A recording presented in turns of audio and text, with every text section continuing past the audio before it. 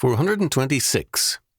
Chalcedon Report Number 10, July the 2nd, 1968. Johnny Hart, in his comic strip, BC, had some interesting observations last November the 4th on how hate can be successfully abolished from this world. The strip read, "You know what I hate?" "What?" "Hatred." "Me too." "Let's wipe out hatred." "How do we do that?" "Outlaw love." The reverse is equally true. If you want to abolish love from the world, outlaw hate. If a man truly loves a thing, he does not love its opposite. If a man loves his country, he will hate treason. If he loves God, he will hate evil, heresy, and all anti-Christian activities. If a man loves God's law and order, he will hate and resent all lawlessness. There is always an exclusiveness about love.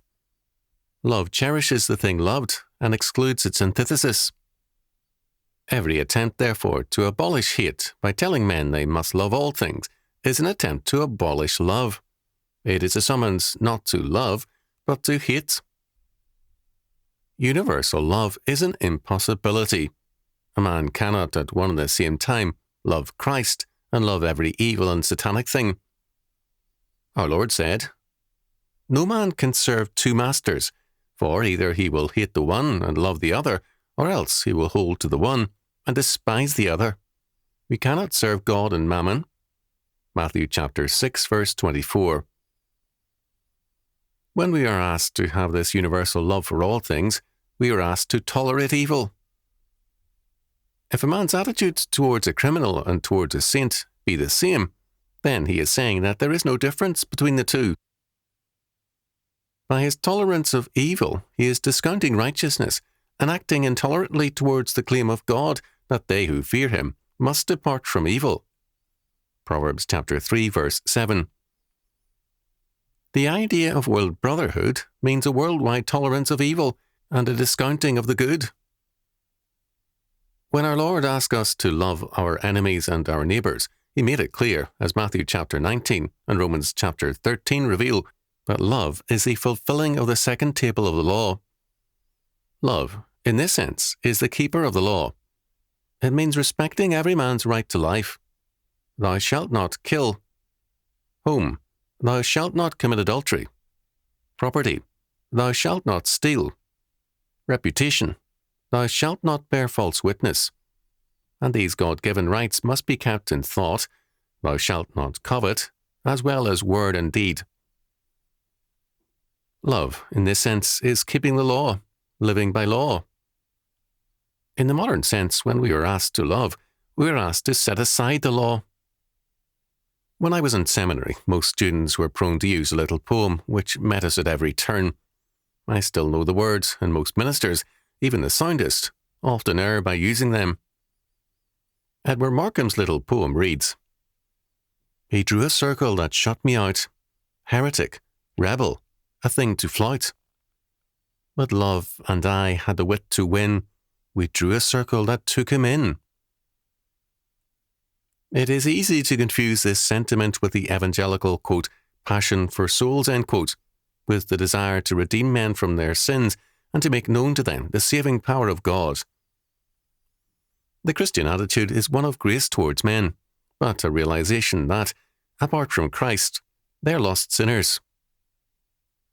Markham's attitude was that all men, as they are, irrespective of what they believe and do, must be loved. If you like Markham's idea, then invite murderers, rapists, blasphemers, traitors and pornographers into your home. The results will be revolution, if practiced on a large scale, the overthrow of godly law and order and the corruption of Christian families. And revolution was what Markham wanted. He wrote the outstanding revolutionary poem of the 20th century, which many of us were taught in school. The Man with the Hoe. For Markham, the worker is plundered, profaned, and disinherited. Markham said that the rulers should either do something for the workers or face a worldwide revolution. When whirlwinds of rebellion shake all shores, how will it be with kingdoms and with kings? With those who shaped him to the thing he is? when this dumb terror shall rise to judge the world after the silence of the centuries? In other words, surrender to or appease the workers, or face a world revolution in which the worker will be the judge and, quote, terror, end quote. Where is Markham's love now? Exactly at its logical conclusion. Revolution. Total love means a total tolerance of evil and a departure from God. Then what about the verse? Judge not that ye be not judged, for with what judgment ye judge, ye shall be judged, and with what measure ye mete, it shall be measured to you again. Matthew chapter 7, verses 1 and 2. These words are from the Sermon on the Mount.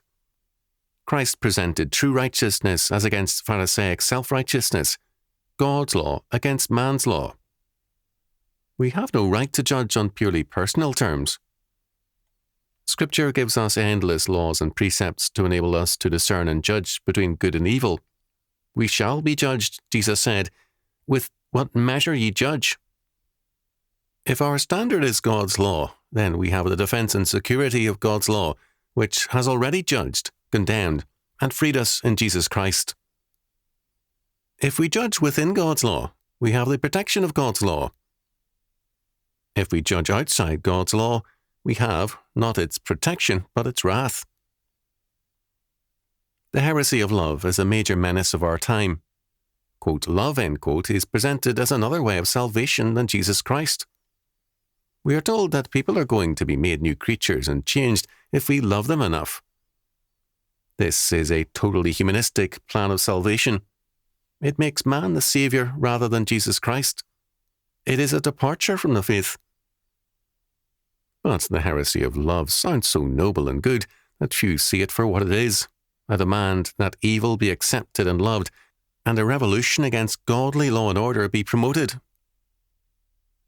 The real result of these demands for universal love will be the death of love and the rise of revolution and the isolation of man into the faceless and silent proletariat of socialism.